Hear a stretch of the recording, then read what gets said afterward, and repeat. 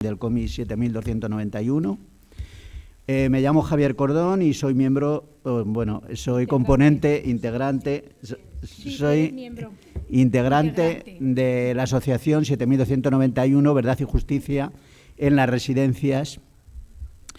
Y entonces, esta presentación del COMIT la vamos a hacer 4 personas.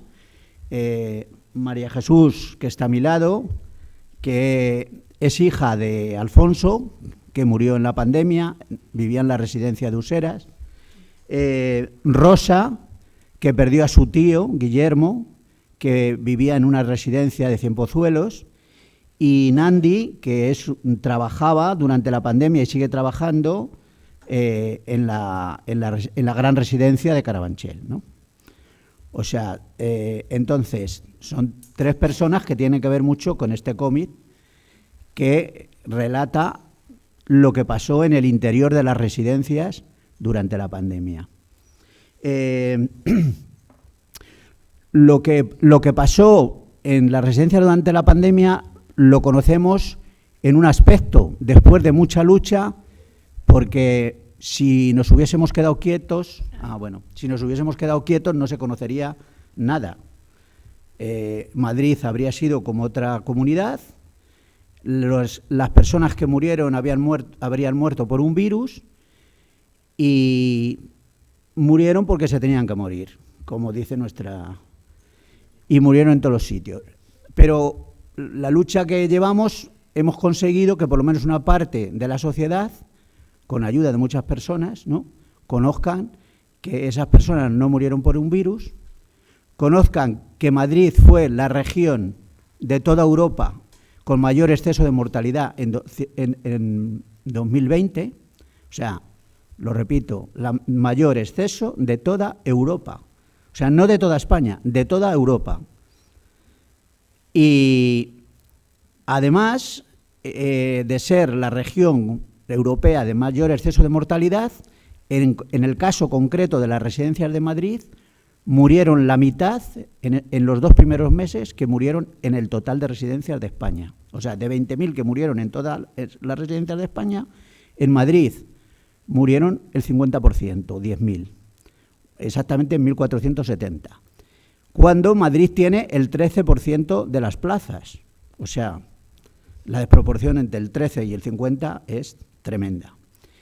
Pero no solo acaba ahí la cosa, sino, como sabéis, 7.191 murieron sin ser atendidos con los medios sanitarios que estaban disponibles. O sea, a este grupo de personas se les dejó morir sin la asistencia que cualquier otro ciudadano teníamos, ¿no? Esto más o menos, los que estamos aquí seguro que lo sabemos. Pero el cómic lo que hace es dar voz a las personas que estuvieron en el centro de esa tragedia, que es la tragedia más grave de toda la época desde que murió Franco en España. O sea, no ha habido ninguna otra tragedia donde haya muerto tantas personas ni de esa manera. Entonces, creía que era yo el perdido. Entonces, lo que hace este cómic, y para nosotros tiene mucho valor, es narrar, con el lenguaje del cómic, narrar cómo lo vivieron las personas que estaban en el centro, o sea, dentro de las residencias. Bueno, hay una parte que nos describe, pero que no podemos contar con ellos porque son los que murieron, pero las personas como Nandi que estaban con ellos sí que han podido contar, y eso se refleja en el cómic, y los familiares que padecieron las muertes de esos seres queridos, ¿no? Entonces, para nosotros, todo es el valor de este cómic, es ese, que cuenta lo de dentro, ¿no?, que es más difícil de contar, ¿no? Entonces, empezaré porque, a ver, los autores no han podido venir. Raúl Cordero vive en Málaga y Boris Ramírez vive en Alicante. Pero les hemos grabado y entonces pues les vamos a hacer las preguntas y ellos nos van a contestar, ¿no? Entonces nos quitamos un poco para que se vea mejor. Bueno, tú, Nandi, no, que te vas a hacer las preguntas. Y ahora seguimos. ¿Se me oye bien? Bueno, yo lo que voy a hacer es leer las preguntas que teóricamente le van a hacer a Boris, que es el guionista, Perdón, Raúl, que es el guionista, y Boris, que es el ilustrador, y luego contestarán en un audio. Primeramente, Raúl. La primera pregunta. Raúl, nos gustaría que nos contaras cómo y por qué nació el cómic 7291. Segunda pregunta. También que nos contaras si te ha costado cambiar de registro, pasando de contar historias con personajes que son monstruos, héroes, brujas o personajes fantásticos, a una historia real con personajes reales. Siguientes preguntas para Boris. Boris, ¿cuándo te contactó Raúl para contarte el proyecto del cómic 7291? ¿Tú conocías lo que había detrás de este número? ¿Te costó tomar la decisión de unirte al proyecto por la implicación emocional que suponía? ¿Te ha costado emocionalmente cambiar de dibujar personajes irreales e imaginarios a personajes reales con una vida e historia? Y ahora una pregunta para los dos. Vosotros, como artistas, después de lo que habéis investigado, ¿creéis que se podrían abrir otras vías de trabajo para que no se olvide lo que ocurrió?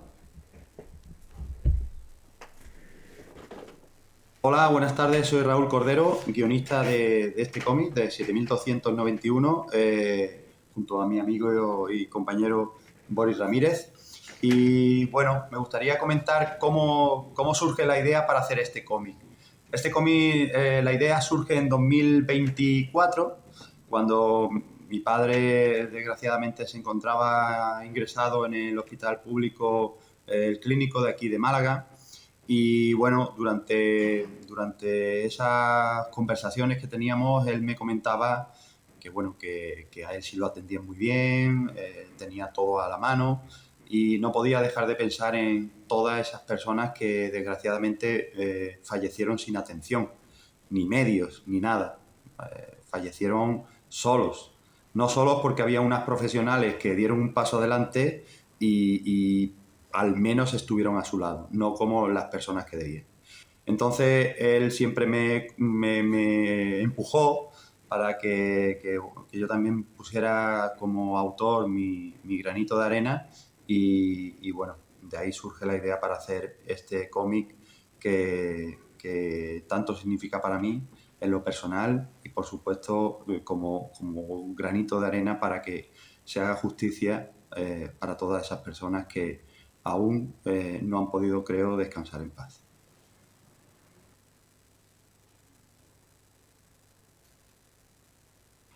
Bueno, pasar de la fantasía a la más cruda de las realidades fue muy difícil para mí. Fue posiblemente de las cosas más difíciles que he hecho y de las cosas más difíciles que haga. Precisamente porque la fantasía es todo lo contrario a la realidad, ¿no? Buscamos mundos alternativos, mundos que escapan un poco de todo lo establecido, donde hay héroes, hay heroínas, hay villanos, pero al final del día, hagas lo que hagas y pase lo que pase, es ficción. Es ficción y no te afecta más allá del cariño que le tengas a esos personajes que has creado, ¿no? Pero en el caso de 7291 fue muy complicado. Yo creo que cuando acepté la promesa que le hice a mi padre, no sabía muy bien lo duro que iba a ser.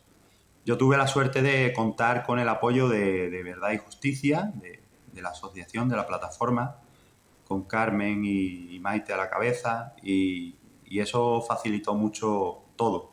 El tema de los contactos con los familiares, con las profesionales, esos testimonios, para construir el guión. Y eso sí es verdad que facilita de manera inicial el proceso. Pero eso no quita a que al final del día sientas vergüenza del ser humano, de lo que hay actualmente, de cómo esas personas que elegimos entre todos y deberían ser representantes de todos nosotros, pues funcionan como empresas y al final tienen otras motivaciones que van a lo personal, ¿no? Entonces, primero tenía ese hándicap de escucharlas a ellas y acabar fatal. Ahí Boris me ayudó mucho a que siguiera adelante. Y después, pues es verdad que había también otro hándicap que era toda esa historia, reunirla en una sola historia, ¿no? Enlazar todo eso. Eso fue también muy complicado. Pero realmente, si algo me costó también fue llevar la responsabilidad de hacer un trabajo que después, pues las profesionales, los familiares, se vieran reflejados en él. Esa responsabilidad creo que me ha sobrevolado durante todo el proceso y ha sido algo muy, no sé cómo decirlo, muy importante, pero también que generaba presión. Mirando hacia atrás, veo bueno, al final el trabajo ha gustado y eso me alegra enormemente. Posiblemente vuelva a hacer fantasía, me quedé en mi ámbito que es la fantasía y no sé, supongo que tarde tiempo en hacer otro proyecto así, donde lo humano era verdad, donde sí hay villanos que asustan de verdad porque siguen estando ahí y salen impunes. Y tengo claro que si se llega a algo será por la plataforma 7291 Verdad y Justicia. Ellas es la única baza que tenemos para que se haga justicia. Porque la justicia está en manos de los que tienen el dinero, ¿no? Para variar. Así que mirando atrás fue muy duro, pero ha valido la pena. Ha valido la pena, sobre todo por ellas. Por ellas, por los familiares, por los mensajes, por las llamadas, por la gente que conoces. Creo que estamos en el lado correcto de la historia y que, aunque haya sido algo muy duro, yo por lo menos a nivel personal estoy muy contento y espero que mi padre también.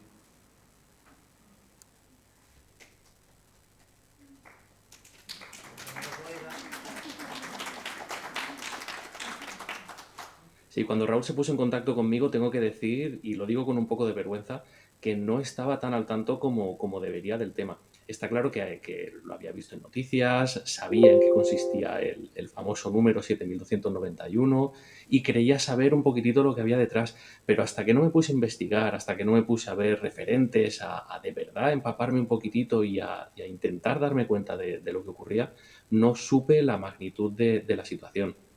Es un tema que aunque hemos visto en medios y ha sido noticia durante mucho tiempo, es algo que irónicamente ha sido muy invisibilizado. Al no contar con imágenes, al haber sido objeto de bulos y de herramienta política continua, es un tema que aunque hemos escuchado todos, yo creo que todavía a día de hoy es algo que muchísima gente no sabe realmente en qué consiste, ni muchísimo menos la magnitud de lo que ocurrió.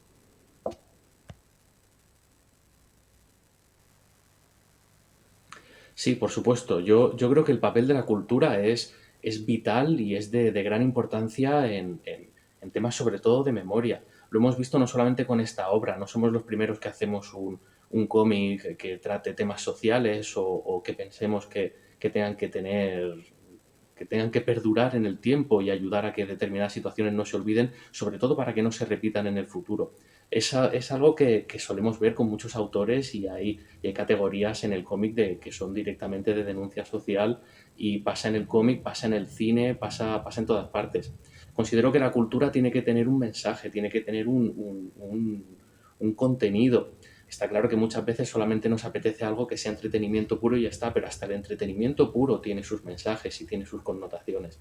Entonces, yo estoy seguro de que nuevas obras o de este tema o de otros similares o de otro tipo de denuncia van a seguir viendo la luz, porque al fin y al cabo la cultura es la mejor herramienta que tenemos para combatir este tipo de situaciones y este tipo de injusticias.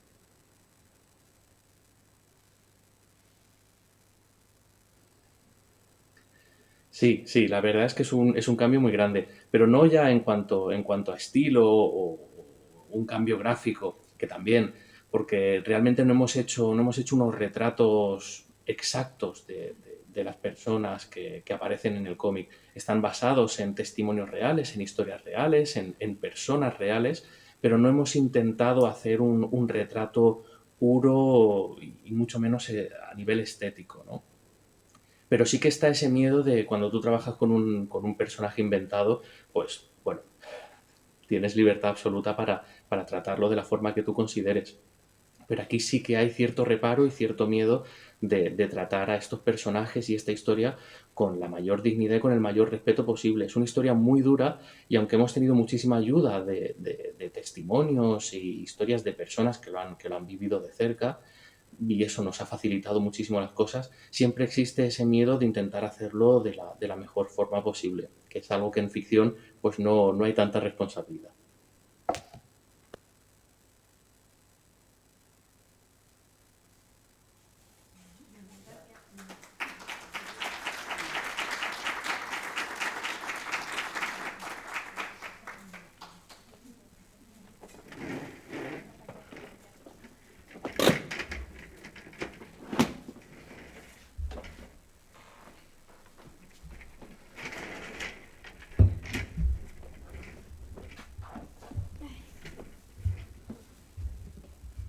Vale, pues continuamos.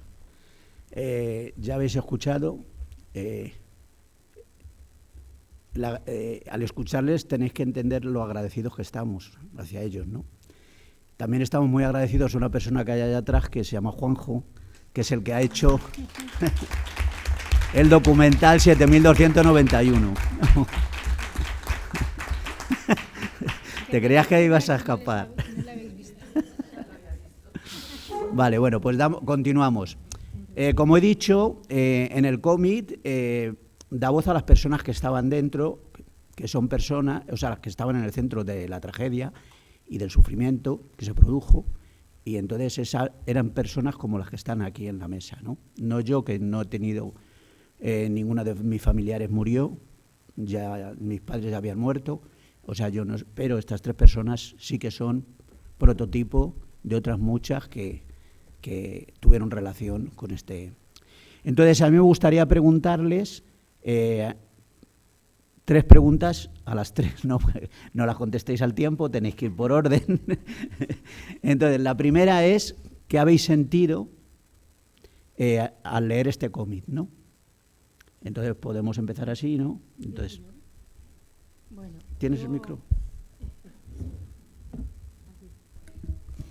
Yo, en principio, cuando nos contactó con una compañera nuestra y les dijeron que querían hacer un cómic sobre este tema, pues siempre te quedas como un poco asustado, ¿no? Porque para nosotros es un tema muy serio y pensábamos que cómo lo iban a tratar, que si lo iban a tratar de una manera jocosa o seria. Luego, bueno, cuando nos explicaron el proyecto, pues sí que nos convencieron. Cuando nos dieron el primer toquecito del proyecto, que además se inició con 2 trabajadoras, las de, no están aquí, pero bueno, son compañeras de Nandi, pues entonces nos dimos cuenta de cómo iban a tratar este tema y a partir de ahí les dimos luz verde y creo que no nos hemos arrepentido ninguno. Sentir yo primero agradecimiento porque es otra forma, ¿no?, de llegar a otro público. Teníamos ya el documental y bueno, pues esto yo creo que es un complemento necesario también, ¿no? ¿Y qué sentí? Pues bueno, el contenido me toca directamente porque ahí está el dibujo, iba a decir caricatura, pero sí lo digo porque es con todo cariño, de mi padre, cómo cogieron las notas que yo les di y me parece que, bueno, pues yo me emocioné muchísimo. Os voy a confesar, aunque a ellos no se lo he dicho, tardé tiempo en leer el cómic porque a partir de enseñarme las páginas donde figuraba mi padre, pues me vengo abajo todavía después de 6 años.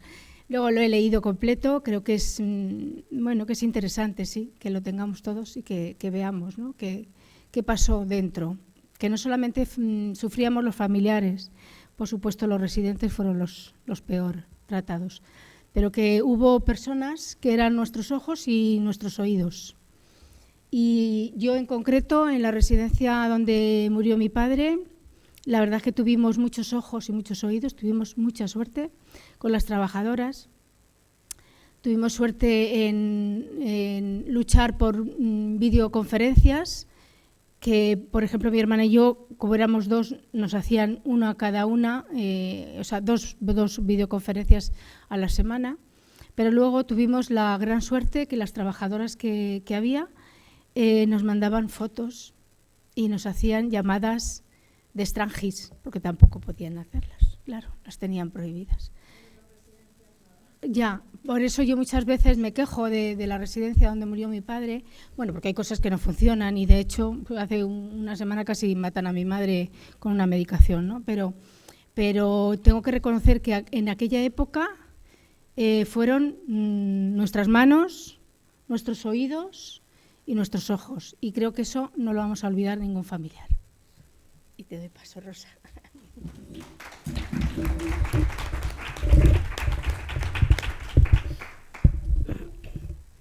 Bueno, pues cuando me dices qué es lo que he sentido, como he vivido al leer el cómic, pues la verdad es que es poder haber visto cómo lo pasaron nuestros familiares, porque en el caso de mi familiar nos cortaron, como a todos, las entradas a ir a verlos y no los pudimos ver nunca más en las residencias. Entonces este cómic nos hace una idea de cómo lo vivieron ellos, que fueron los que lo pasaron. Y bueno, no, en mi caso, mi tío era sordo total y estaba en una silla de ruedas, y entonces pues mi tío, hasta que le llevaron al hospital, porque mi tío murió en el hospital 3 días antes, a los 3 días de llevarle al hospital, mi tío murió en el hospital, pero yo no me podía poner en comunicación con él porque era sordo y porque estaba en una silla de ruedas y estaba muy mal también psicológicamente, y entonces, gracias a la doctora de la residencia, era la que me comunicaba cómo estaba. Y lo que me comunicaba era entre líneas, porque claro, mi tío estaba muy mal, muy mal. Ella me decía que mi tío estaba para morirse, pero que habían cortado y que estaba pidiendo que lo llevaran al hospital, pero que no podía llevar a ninguno al hospital. Y entonces ahí se quedó mi tío. Bueno, pues ella dice que las trabajadoras de su residencia pudieron informarles, hacerles videoconferencia, aunque estaba prohibido. A nosotros nos hicieron solamente una, y también casi a escondidas, de mi tío tumbado en la cama, como estaba, y nada más. ¿Por qué? Porque en la residencia donde estuvo mi tío, casi todo el personal enfermó y se quedaron sin trabajadores. Tanto era así que al lado de esta residencia, esto era en Cienpozuelos, estaba el psiquiátrico de Cienpozuelos, y gracias a las monjas del psiquiátrico de Cienpozuelos pudieron seguir manteniéndolos vivos, por lo menos darles de comer, cambiarles y todo. Las monjas del psiquiátrico bajaban porque las trabajadoras se enfermaron, casi todas, no iban.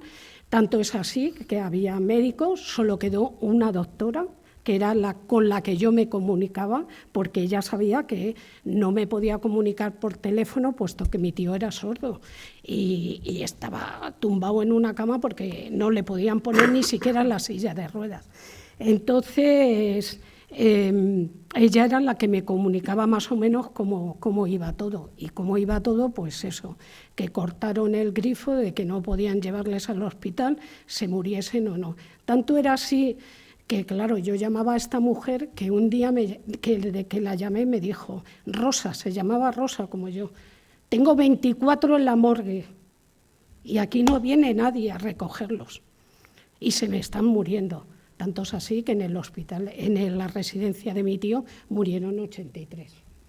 Entonces, imaginaros cómo fue el sufrimiento de esta gente. Cuando ella, nuestra presidenta de la Comunidad de Madrid, dice que todos iban a morir, sí, pero con dignidad, en un hospital, no ahogados, llenos de mierda y sin poder salir ni nada de nada.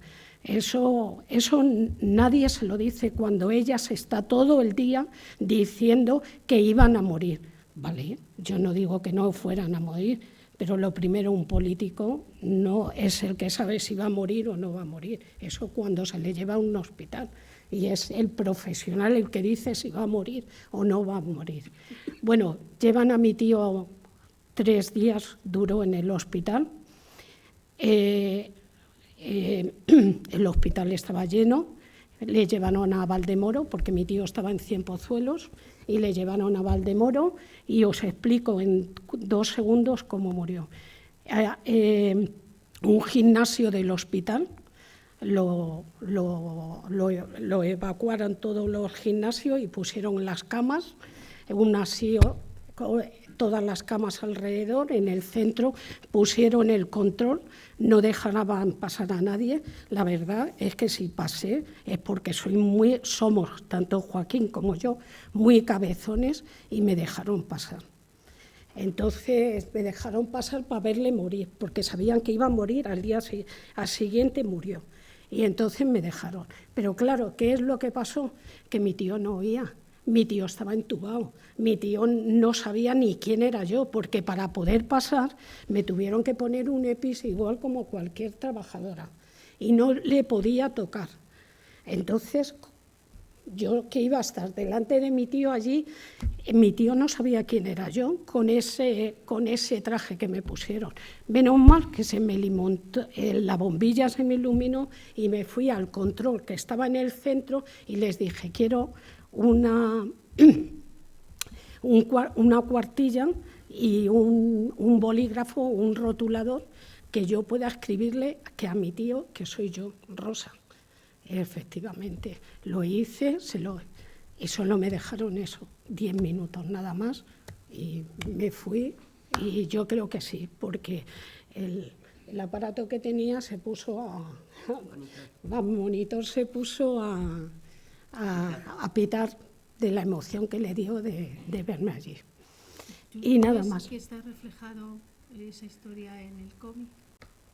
No.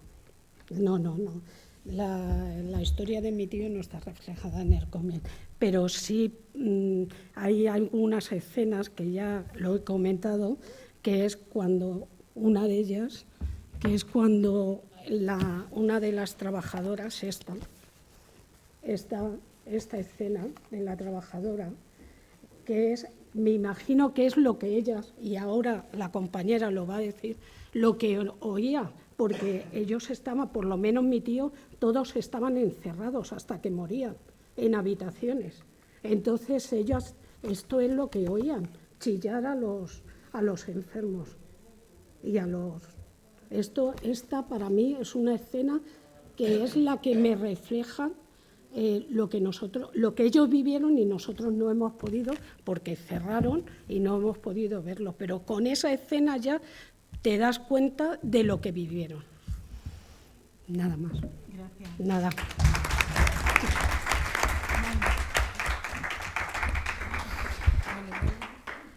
Hola.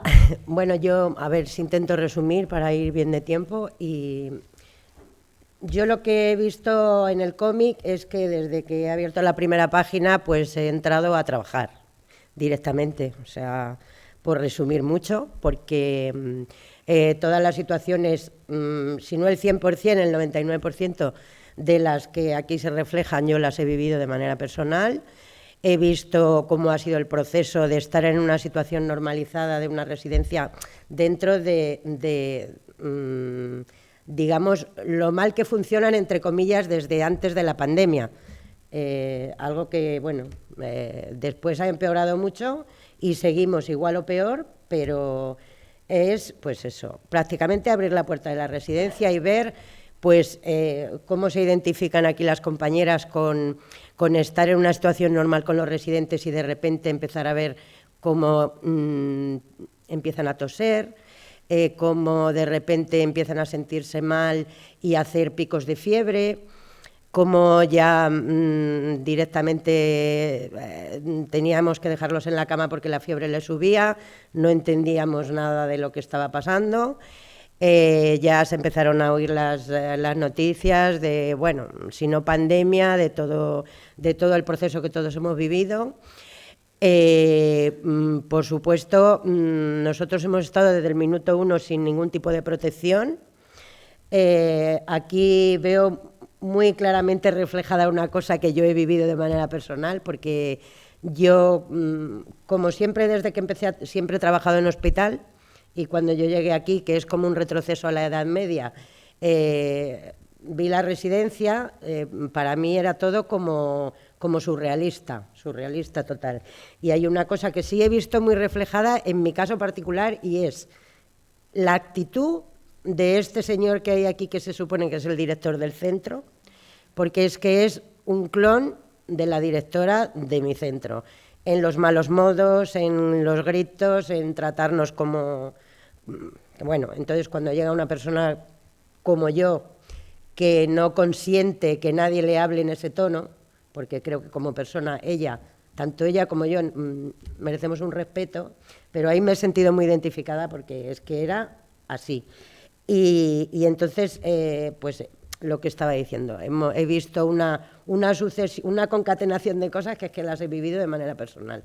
El no dejarnos utilizar las mascarillas, yo he visto como la directora al principio le quitaba así directamente a una compañera la mascarilla de la cara porque se la había puesto de manera personal, he visto cómo no teníamos equipos de protección, he visto cómo, no es que lo haya visto, es que lo he sufrido igualmente, coger bolsas de basura grandes de los carros nuestros, de la ropa y demás, cortar los picos del centro y los laterales y hacernos una bata, y trabajar en unas condiciones pésimas, cuando además la situación iba empeorando y allí no mejoraba nada. O sea, no voy a decir protocolos, pero la gestión ha sido, digamos, en todos los centros la misma, porque el factor humano no importa, nunca ha importado en las residencias, en la pandemia no importó para nada y ahora sigue sin importar, porque los intereses económicos, de poder y políticos están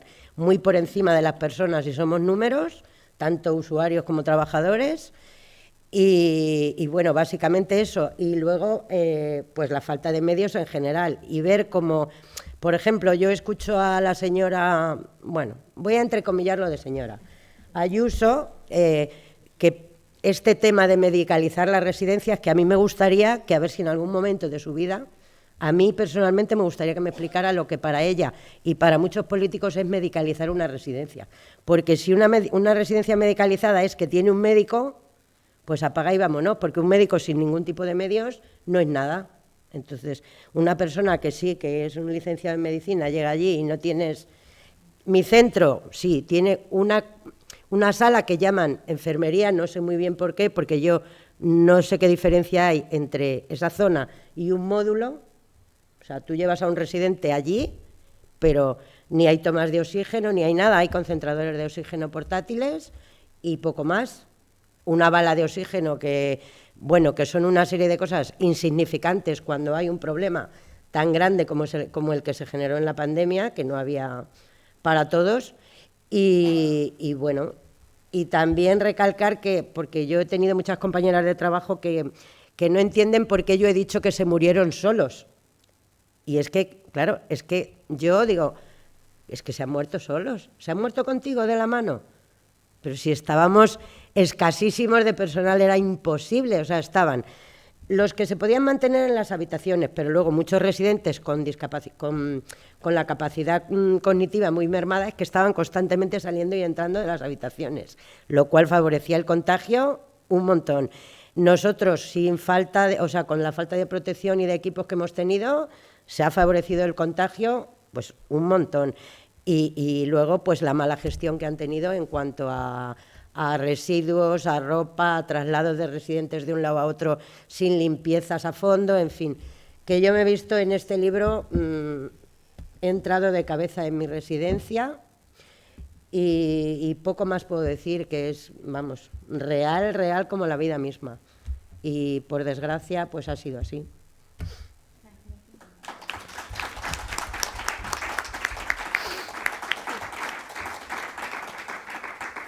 Vale, como queda poco tiempo, les iba a hacer otra pregunta, pero os dejo que la hagáis vosotros. O sea, que vamos a dar un tiempo, si queréis preguntar, pues, porque si no luego no nos da tiempo. Y entonces ya que habéis venido, yo creo que es mejor que preguntéis lo que queráis.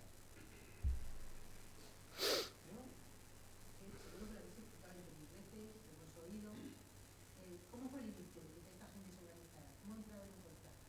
¿De la misma Borgoña especialmente, entre ellos, para llegar a hacer un grupo y estar como estáis, en todos los sitios que estáis, en todos los... ¿Te refieres a la plataforma? Sí, asociación. A la asociación, perdón.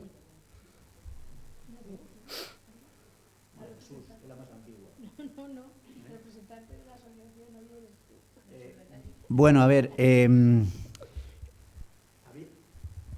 antes de la pandemia estaba Marea de Residencias, que María Jesús estaba, yo ahí no estaba, bueno, no sé si Nandi, que era una asociación de familiares y de trabajadores pues, que luchaba porque las residencias mejorasen. Claro, nadie se imaginaba lo de la pandemia. Después de la pandemia, esta asociación siguió y era una asociación esencialmente, pues eso, de familiares y de trabajadores. Pero un grupo de personas que nos enteramos de casualidad, o sea, yo en concreto sabía, como casi toda la gente de esta ciudad y de España, que en las residencias había muerto mucha gente, pero yo también me creía que era porque que los viejos éramos los que nos tocaba morirnos. Entonces, pues bueno, encima estamos juntos, en una residencia están juntos, pero a Nandi la sancionaron, su directora. Y el AMAS, ¿no? Porque durante la pandemia hacía críticas a la situación, o sea, daba visibilidad en las redes. Entonces, encima la sancionaron, ¿no? Entonces yo me puse con ella pues para luchar contra la sanción, que al final ganamos. Y entonces fue cuando otras personas que estábamos ayudando nos dimos cuenta de que esto era terrible. O sea, que es que empezamos, gracias al libro de Manuel Rico, al de Reyero, a enterarnos de que esto era una cosa, pues eso, que no se tenían por qué morir. Además, hicimos una comisión ciudadana de personas expertas que en un informe, que lo podéis leer, el informe de la Comisión Ciudadana por la Verdad en las Residencias, que ellos, mirando a las personas de residencias que fueron a los hospitales, se salvó el 60%. O sea, que se podían haber liberado más de estas 7.000 personas, 4.000 se hubieran ido al hospital. O sea, que esa es la primera mentira. Luego lo que dice Rosa, que aún muriendo no era lo mismo. Pero bueno, a lo que iba. Que entonces esta asociación la hicimos porque nos empezamos o sea, ya existía la de Marea, pero nos conocimos y tal. Y entonces fue la idea de que esto era un asunto que no podía quedar tapado. Y el que no quedara tapado no era problema solo de las personas afectadas, era un problema de toda la sociedad. Porque que esto quede tapado o impune, las consecuencias van a ser para todos. O sea, porque si una sociedad, con su gobierno a la cabeza, que tiene todos los recursos, cuando más falta hace que use esos recursos, los usa de tan mala manera que deja a las personas más necesitadas abandonadas, porque a los que se les prohibió era a los que estaban en residencias y encima con deterioro cognitivo o dependientes, o sea, las personas que más ayuda necesitaban. Entonces, que esto lo decidan unas personas que tienen los recursos para hacer lo contrario y no pase nada, pues tenemos que estar acojonados. Porque la que nos viene, bueno, si es que lo estamos viendo, o sea, las residencias están peor, la sanidad está peor, o sea, la educación está peor, y encima tenemos que aguantar los insultos. O sea, que la persona que tomó estas decisiones encima insulta a las que estuvieron en el centro del sufrimiento. Entonces, la asociación nuestra sale para animar a la sociedad civil que no fue directamente afectada, que no tiene familiares ni trabaja ahí, para que esas personas que no tenemos esa relación nos impliquemos en esta lucha, ¿no? porque como venga otra pandemia va a ser lo mismo. Va a ser peor. Porque además es que el problema, esto ya es una reflexión mía, el problema es que no se está cambiando, no en las residencias, es que no se está cambiando en nada. O sea, es que la pandemia no vino porque haya unos bichos muy malos, es que tiene una relación muy grande con nuestro modo de vida, de consumo y de producción. Y mirad la guerra, o sea, es que esto es un desastre. Pero bueno, vamos a volver a nuestro punto de vista, a lo que nos toca. Que tenemos que esta asociación surgió así. O sea, para animar, o sea, apoyándonos en las personas que lo vivieron en el centro, animar a los que no lo hemos vivido a sumarnos a esta lucha por la verdad, la justicia y la reparación. Eso es un poco, ¿no? ¿Y la respuesta de la gente ha sido...? Pues hombre, a ver, hay de todo. Hay de todo. De hecho, por ejemplo, estas personas que hicieron el informe, que no eran relacionadas, o sea, son personas de un prestigio social muy grande y hoy tienen prohibida la entrada por el Partido Popular en la Asamblea de Madrid, les han dicho que allí no les llame nadie, que allí no van a entrar. O sea, ahí tienes un ejemplo de personas que no estaban afectadas, personas con un prestigio profesional y social muy grande, por ejemplo Martín Pallín, que nadie les tosía ni nada, y ahora pues son sospechosos, les llamaron de todo. O sea, nadie ha desmentido el informe, pero en cambio les han llamado de todo, ¿no? O sea, nadie ha dicho la línea 3 de la página 8 está mal, la línea 20 es una mentira, nadie, han sido incapaces. Ahora han dicho que uno era del Partido Comunista, el otro era de Podemos, el otro era no sé qué. Bueno, les han hecho una radiografía que encima es mentira, no coincide, lo han hecho. Pero bueno, a ellos les da lo mismo. Es como cuando a Maite la dijeron que ella no era hija de una fallecida. O sea, fijaros qué atrevimiento, el Miguel Ángel Rodríguez. O sea, decir que ella estaba falsa. O sea, es que esto es tremendo, ¿no? Entonces, pues sí, hemos encontrado, y de hecho, pues lo que ha dicho Juanjo, el documental, pues gracias al documental, pues más de 2 millones, según nuestros cálculos, más de 2 millones de personas se han enterado, a pesar de que lo quisieron prohibir. El cómic, los libros, Reyero, etcétera. Y ahora, pues bueno, pues o sea, que sí que tenemos ayuda. Es que si no, yo pienso que ya pues estaremos en nuestras casas llorando, sobre todo a las personas más afectadas. Pero vamos, esta lucha merece la pena y cuanto más seamos, pues mejor, ¿no? Yo, perdón, estoy de acuerdo en lo que dice Javier, que es verdad que hay que seguir peleando pero yo como trabajadora, desde dentro, sí que veo que muchos aplausos, pero que luego a la hora de la verdad muy poca gente se implica, porque yo hablo con familiares y los familiares en su inmensa mayoría, como los trabajadores, pues pasan por ahí como rozando la situación y no se implican. Pues yo estoy en un centro, por ejemplo, muy grande, que está muy deteriorado, que hay un montón de cosas que son tan evidentes que no hace falta ni que vayas a verlas. Vienen ellas a ti. Y yo veo muy pocas quejas de los familiares, veo a mis compañeros como que les resbala todo, vamos a trabajar 7 horas y nos da igual que mejore, que empeore, que tal, y las cosas siguen, si no exactamente igual, yo diría que incluso peor. Bueno, yo también quería añadir a lo que ha dicho Javier en cuanto a apoyo, pues yo aparte de la Comisión Ciudadana siempre nombro, el año pasado tuvimos un apoyo muy, muy, muy importante en el homenaje que hicimos el día 1 de junio. Aquel día era un día, bueno, devastador. No sé si llegábamos a 40 grados prácticamente en aquella explanada del Reina Sofía, y aún así estuvisteis, quienes estuvierais, y fue un apoyo muy importante. Eso, y luego el apoyo de la Asociación de Afectados que vinieron de la Dana, que estamos hermanados desde entonces y con los que vamos a seguir también luchando, porque han tenido la misma situación, una falta de ellos de gestión, una falta de gestión y de decisión política, y nosotros por unas decisiones muy nefastas. Y entonces sí que nos vemos apoyadas, aunque hay veces que bueno, pues flaquean los apoyos. Por ejemplo, nos gustaría mucho cuando vamos a los juzgados, ahora que están empezando a declarar, ¿no?, todos estos que veis ahí imputados, sí que nos gustaría más apoyo en las puertas de los juzgados, Pero bueno, yo creo que sí, que en el fondo la sociedad en general sí se va enterando de lo que significa 7.291, que no queremos que solo sea una cifra. Por eso hemos presentado un pequeño ejemplo de las historias y las biografías que había detrás de esas personas.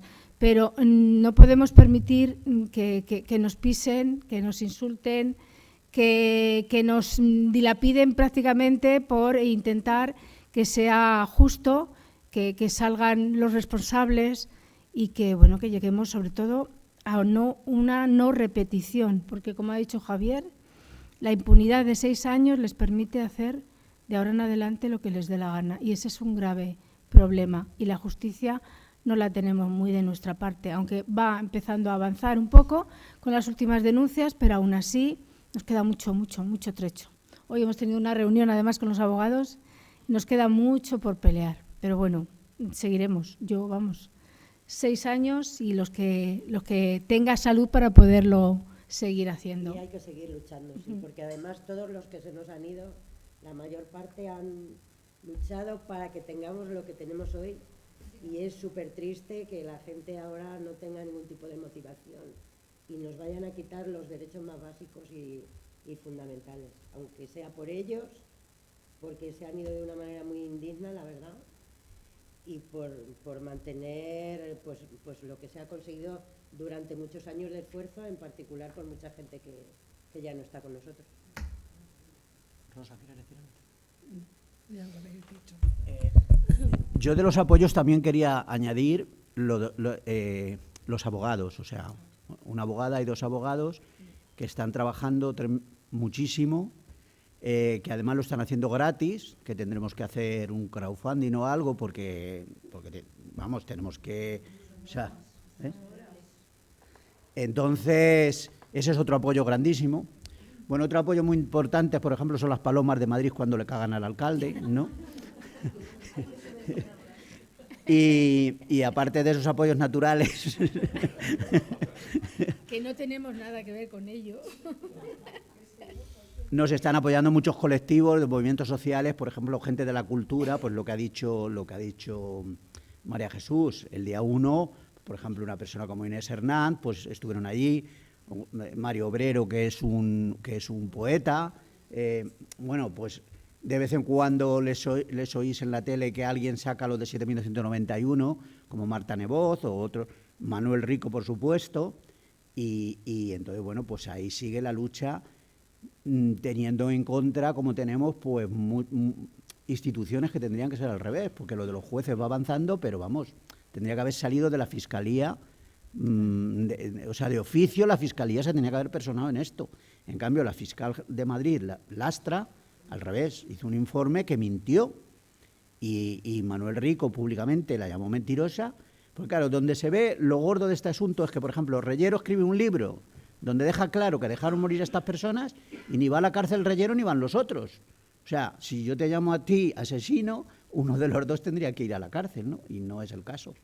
Entonces, bueno, pues eso, que sí que estamos teniendo apoyos, pero todavía las resistencias son muy grandes, entonces hay que seguir y seguiremos pidiendo el apoyo a toda la sociedad.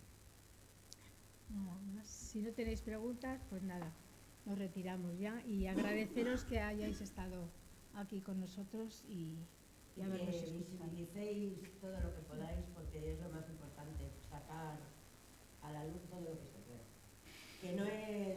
Que es una realidad, vamos, no es nada inventado. Yo quería decir que nosotros sí hemos asistido a muchas cosas. Estuvimos en el cine hecha de la película. Estuvimos un día en un acto cerca de la Puerta de Alcalá, ¿os acordáis? Sería con la manifestación. Lo presentó un actor que también Carlos Olaya. Carlos Olaya. El otro día estuvimos en el Ateneo. O sea que muy bien. Teatrillo. Gracias. Eso necesitamos, fuerza. Tenemos, pero necesitamos mucha fuerza para seguir. La otra familia. O sea, mi tía, por ejemplo, yo tengo un primo que es brigada de la Guardia Civil, el hijo de la gran puta. Sí, lo digo, se lo digo a él. Y además se lo dije a él.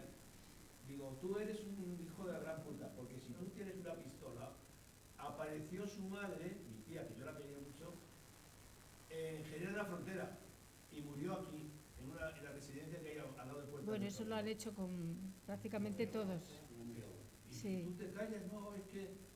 Hombre, por Dios, 4 días sin saber dónde estaba su madre. Un cadáver. Sí, sí, sí. 4 días. Y si era su madre. Y era su madre. Sí era. O sea, Ha sido, yo entiendo que fue, bueno, pues una cifra brutal y no había a lo mejor todos los medios, pero que nos engañaron, sí, porque yo, por ejemplo, mi padre, ahora tengo un certificado donde dice que mi padre murió el día 26 de marzo y se lo llevaron al día siguiente, tuvimos la gran suerte en aquel momento. Pero ahora cuando he pedido todos los certificados para entregarlos en Fiscalía, me he enterado que hasta el mes de mayo no lo incineraron. Y que yo tuve que amenazarles con ir con la policía para recoger cenizas. ¿Qué cenizas? No sabemos. Porque por lo visto se fue a Jaén, de Jaén a Barcelona y ¿qué nos han entregado? No lo sabemos. Eso nunca podrá saber si te das Mi madre falleció en Italia Leganés y estuvo 7 días su cadáver en la residencia porque los sanatorios no daban abasto. Lo que pasa que como mi madre no quisieron poner que fue por COVID, mi madre no está en los 7.291, está fuera. Ella está en la cardiorrespiratoria, lo que se ponía COVID. No, pero eso nos lo ponían a todos, Begoña. No, pero como no pusieron COVID, a mí me obligaron a incinerarla. Claro. Mi madre no está incinerada. Está enterrada suponiendo que lo que había dentro de esa caja era mi madre. Si no Ya. puedo ir, como decía, ¿no? Pero quiero decir que Maite estaba con la sala de gente que sus padres y sus madres fueron incinerados en Jaén y no sé dónde. Sí, sí, no sí. daban abasto. Mi marido estaba, pues eso, en la residencia de mi madre, el cuerpo de mi madre estuvo 7 días sin ser recogido. Bueno, tenemos que terminar. Compañeras, es que tenemos que ir. Esta es otra ayuda, por ejemplo, la organización de este local, la Fundación Anselmo Lorenzo, nos ha dejado para hacer la exposición. O sea, que ayudas, es que se nos olvidan de tantas que tenemos, pero todavía son pocas. Muchas gracias. Gracias.